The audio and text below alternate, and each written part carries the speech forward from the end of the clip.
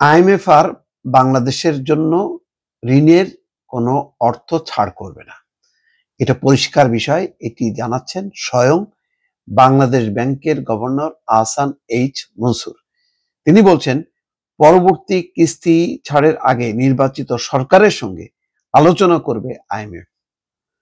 দর্শক, কি বলছিলাম যে একটা অনির্বাচিত সরকার দীর্ঘদিন থাকলে তখন আস্তে আস্তে সবাই গুটায় যায়, কারণ একটা পার্মানেন্ট গভর্নমেন্ট ছাড়া তারা দিতে পারে না। তাদের মানে বিধানে আছে, বিধিবিধানেই আছে যে তুমি চুক্তি করবা, অর্থ দিবা, সবকিছুই হবে ইলেক্টেড গভর্নমেন্টের কাছে, যাতে তার একটা জবাবদিহিতা থাকে।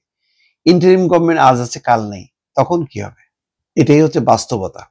সেই বাস্তবতাটা এখন চোখে আঙুল দিয়ে দেখাই দিল আইএমএফ। ডিসেম্বরের জন্য নির্ধারিত $550 কোটি ঋণের প্যাকেজের পরবর্তী কিস্তি ছাড়ের আগে তারা নির্বাচিত সরকারের সঙ্গে কথা বলবে। তারপরে এখন তো আর ক্লিয়ার হয়ে গেল, বাংলাদেশ ব্যাংকের গভর্নর স্বয়ং যখন এই কথা বলছেন।